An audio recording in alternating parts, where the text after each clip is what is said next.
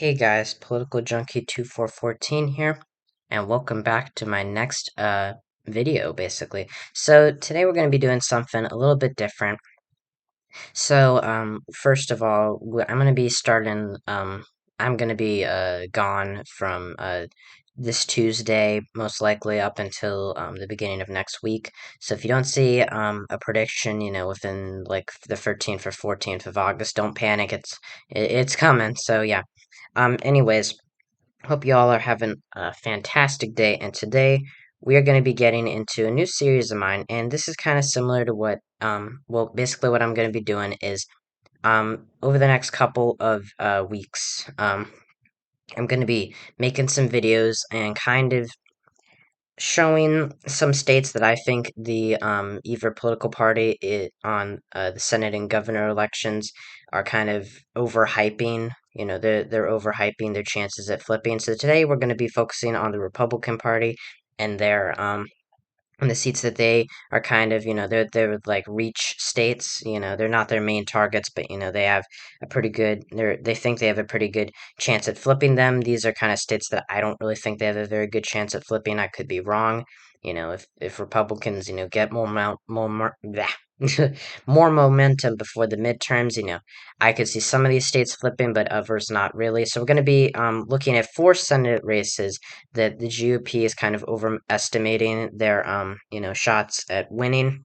you know and this is not meant to offend anybody. This is not meant to offend any conservative YouTuber who thinks that this might be competitive. It's more to just give you a sense on where I stand on these races, and what I think is going to be the prime targets of both political parties in 2022. I'm going to do a same video in the next couple of days for the Democrats, showing which Democrat, or showing what states Democrats are hoping to flip, and what and focusing on the ones that they're kind of overhyping their chances at flipping. But today we're going to be focusing on the GOP. I know I'm going to be called I'm going to be called a coper, whatever I'm going to be called, that I'm coping or something by some people in the comments section, but I just want to keep it civil. And yeah, this is just how I stand on it, not meant to offend your opinion. So let's get into it. We're going to be talking about 4 Senate races. So the first one we're going to be talking about, and this is kind of similar to Let's Talk Elections video, showing some states that he thinks the Democratic Party and the Republican Party are overestimating their chances at keeping control of. They're kind of slipping away from them. But this is a little bit different. This is for the Senate elections, and flips for the GOP. Um, the Republican Party. So yeah, let's get right into it. So the first state I'm going to be characterizing is the state of Colorado. As I might need to refresh the page. Actually, excuse me. Well, let me put in what I was going to do. I'm sorry, I think the page froze up or something. But the first state that I'm going to be characterizing is, as an overestimated state, is the state of Colorado. Now, this is a state that has moved farther and farther away from the Republican Party in recent years. It's become a swing state in recent years. Barack Obama um, he won it in 2008 by 9 points. He held on to it in 2012 by 5 points. So Colorado was pretty competitive, until most recently. In 2016, Hillary Clinton won it by about the same amount, 5 points, 4.9 to be exact. But then in 2020, Joe Biden wins the state by a whopping 14 points. This was a shocking margin, really, to a lot of people. Biden actually outperformed his polling average in the state, which is something he failed to do in many other states. Colorado was one of the only states that underestimated Democratic support for Biden, or support for Biden in 2020. And the incumbent here, Michael Bennet, was appointed in 2009 to replace Ken Salliser, who got appointed to, I think, some position in the Obama administration. I don't exactly remember what, but he ran for his first full term in 2010. He was able to survive the red wave and won by 1 point against Ken Buck, who was, he's a congressman now from Colorado. He is a little controversial, from what I've heard about him, he seems pretty controversial. And Bennett was very strong here, and he was expected to lose this race, but he's able to hold on by about a point and a half. Flash forward to 2016, the state's gotten a little bit bluer. It's a little less competitive. Bennett wins by 6 points. He outperformed Hillary Clinton. And, there has been some talk about Colorado possibly being competitive. Democrats tried to boost Joe O'Dea, the Republican nominee's his primary opponent, Ron Hanks, who was like a big Trump supporter, a big, pretty much a far right extremist, because they thought Joe O'Dea would be harder to beat in the general election, and Ron Hanks would be easier for Bennett to win against. I think Bennett is still going to win this race. I think it'll be a likely margin, probably 5 or 6 points. I'll get down in the details of it, in my next Senate election prediction. In this one poll, it shows it's a Democratic sponsored poll, and it uses registered voters, which is not a very good way to engage, support. It shows Bennett leading O'Dea by 13 points, which I don't think is very accurate. I think he'll win against. I think Bennett will win re-election by probably 5 or 6 points about what he won about, or that he won by in 2016 last time around. I think, O'Dea is he's a pro-choice Republican. He's a lot more of a moderate candidate, and I think, Republicans could have a last minute, surge in this race. This race could go red, but, considering the governor's election and how that's not really going to be competitive, Jared Polis, the incumbent Democratic governor, is probably going to win his re-election handily. And I think Bennett, will be carried across the finish line by him. Well, not, just by Polis, but also by, the fact that Colorado is getting bluer. It's not completely, a safe blue state yet.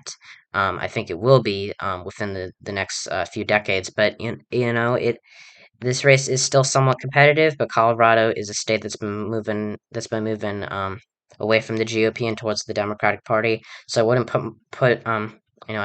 I wouldn't bet my money on it as a potential flip for. I mean, it is a potential flip, but um, I wouldn't put my money on this race going red. I think Bennett still has an advantage. He survived in 2010 when he really should have lost. He, this was a pretty big surprise to see Bennett winning there, and I think he will win again. Joe Dea might not be the nominee that a lot of people are saying he is. The next state we're going to be going to is the state of Washington. Now, this one's a bit of a stretch. I can see this one as well. All of these are within, somewhat reason of going red, but, that would really have to be a perfect environment for the GOP. So in Washington, Patty Murray is the incumbent Democratic senator. She has been holding the seat for quite some time, since 1992. And really, there have been, there is talk about this race being potentially competitive. I had it as the likely Democratic state a couple months ago, because of mainly of this. The first poll this was really the first sign that this race was getting a little competitive. It was because Tiffany Smiley, who's Murray's Republican challenger, was only losing to her by 9 points in a Democratic sponsored poll, and so that was a bit concerning. Murray is not super popular in the state of Washington. In 2010, she was pretty vulnerable, but like Michael Bennett, she did hold on. Dino Rossi was a very good candidate for Republicans to run. And I want to, show people this because Dino Rossi was leading in polls against Patty Murray before, Tiffany Smiley was, getting Murray's margin into single digits. And the average margin for the on average margin for Murray in the polls was 0.3% come election day, and she ended up winning by 5. And that has to do with a lot with the fact that Washington is a Democratic state. The western half of the state, like in Oregon, they are, with Seattle and a lot of the Democratic areas, and Portland and Oregon, they push the state way to the left. The eastern half of the state is more rural, more white, and more Republican. But still, Washington is a safe blue state. I think Murray, there might be, she could be slightly vulnerable. She isn't the most popular senator. But, even in a red wave year like 2010, Republicans couldn't even barely got her under 5%. So I think, that's not really, it was a good showing for Republicans. Don't get me wrong. This Washington shouldn't have been this close, but still, in a year that is not as favorable to the GOP, no matter how you slice it, as a 2010. I think Patty Murray is going to win probably by 15 or 16 points now. That's a safe margin because I use plus 15, 15% percentage points or more as safe margins. Some people use plus 10 margins or 10 and plus, but I use plus 15. So yeah. So that is Washington. We're gonna go to a state that Rick Scott, the NRSC chairman, the National Republican Senatorial Committee, which is, um, which is, responsible. It's kind of, looking at how Republicans take back the Senate this year, and they've, been doing that. The Democrats have a similar organization working to help them retain control of the Senate. These organizations are helping out Democrats and Republicans in every single Senate election cycle.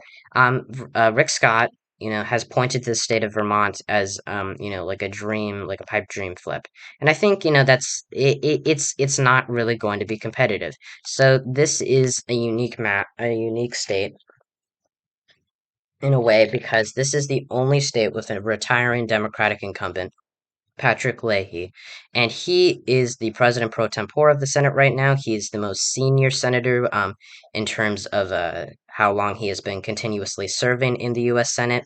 Right now, he's not the longest serving of all time, but he's currently uh, of the senators still serving. He is the longest serving. He's been in the Senate since 1975. He got elected all the way back in 1974. And Vermont used to be a pretty Republican state, back in the Civil War era and in the and going up until around Bill Clinton's time. Only Lyndon Johnson was the only Democrat to win Vermont from the Civil War up until Bill Clinton. Um, and Vermont is a safe blue state now, and Leahy is actually the only Democrat who's ever been elected to the Senate from Vermont.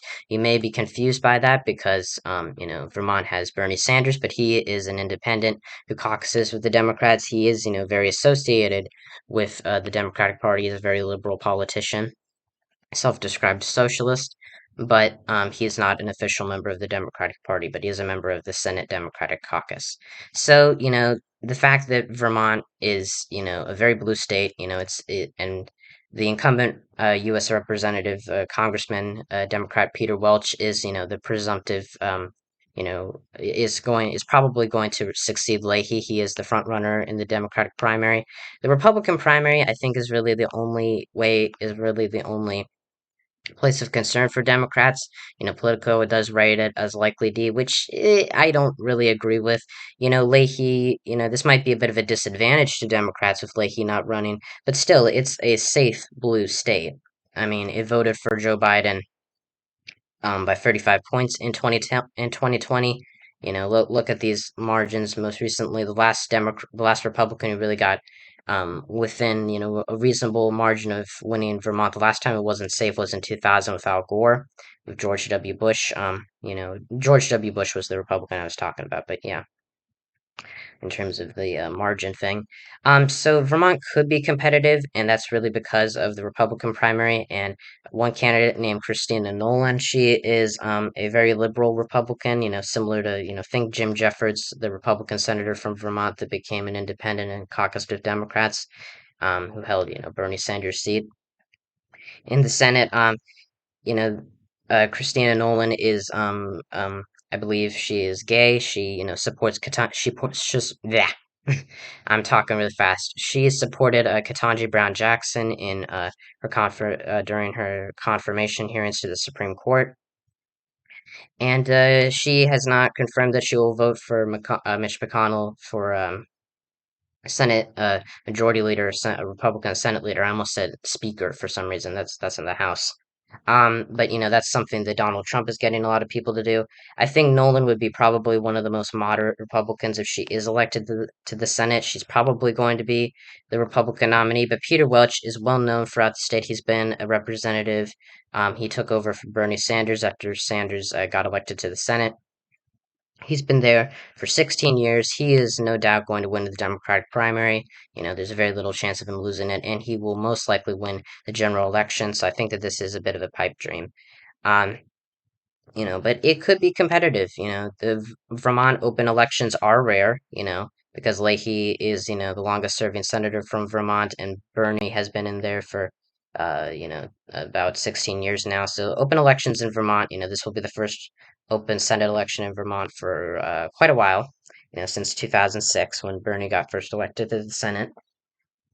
So yeah, this is a bit of a rare occurrence, but and this race will be definitely this Vermont will be more competitive than it was in 2016, but it's still not going to be really competitive at all because I mean it's such a blue state now. I really don't see unless Republicans just take off nationwide, I don't think Vermont is going to elect a Republican unless it's like a very liberal Republican. And that's what makes me a little apprehensive about Christina Nolan and her ability to win in Vermont, but I still, don't think she is going to win because it's still a safe blue state. So the final state that I have, and this is a bit of a stretch, it's kind of a as of now an as of now state, is the state of New Hampshire. Now, this is one of the GOP's top targets in 2022. Maggie Hassan is the incumbent Democratic senator. She used to be governor of the state of New Hampshire. She defeated the Republican incumbent in 2016, Kelly Ayotte, by a very narrow margin. Ayotte was someone who won her first election in 2010 by 23 points. So that is, saying something for Hassan's electability. A lot of people thought that Chris Sununu, the Republican governor of New Hampshire, was going to challenge Hassan. He had publicly expressed interest, and he surprisingly decided, and he announced in November 2021, not that he was going to seek re-election as governor, and he was not going to challenge Hassan, and he would have had a very I think he would have had a relatively easy time taking on Maggie Hassan, but I still think that this race would still have been competitive, but I think this would be at the top of the GOP's top targets. This is really the fourth most competitive seat for the GOP to flip. After I would say Arizona, Georgia, and Nevada. But Sununu would have almost certainly. I think that well, not almost certainly, but he would have.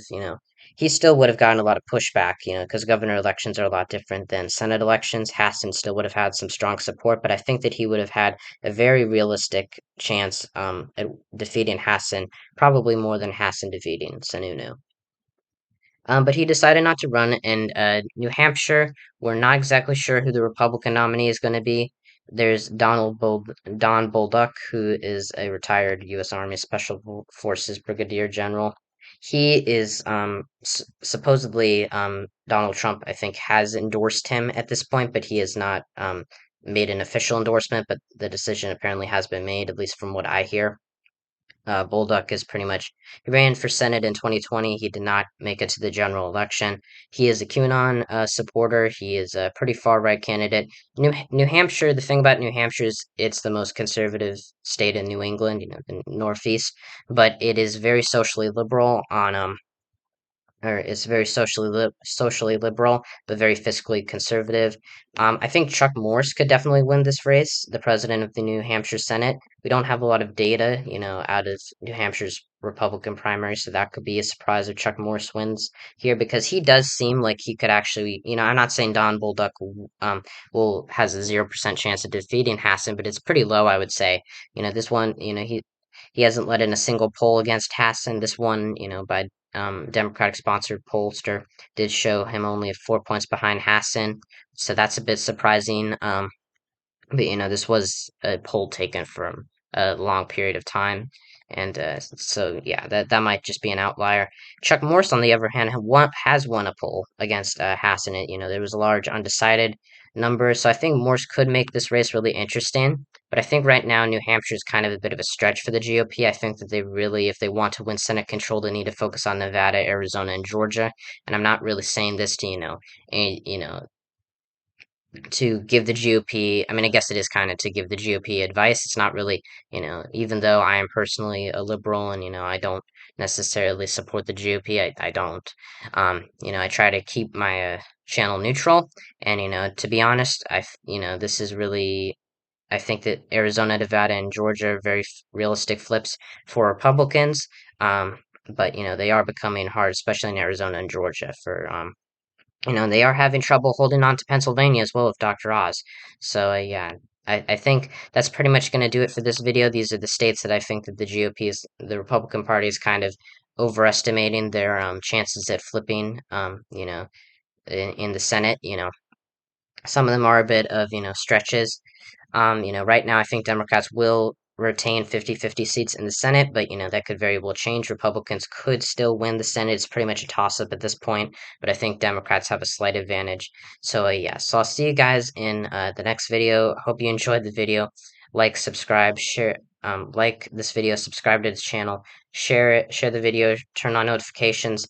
Check out my main channel, Interactor127, which I finally posted the last part of that the second part of that Batman Arkham City kind of post game part, or post game thing with Catwoman. I'll be playing more of that more recently. It's going to be harder with us approaching the fall.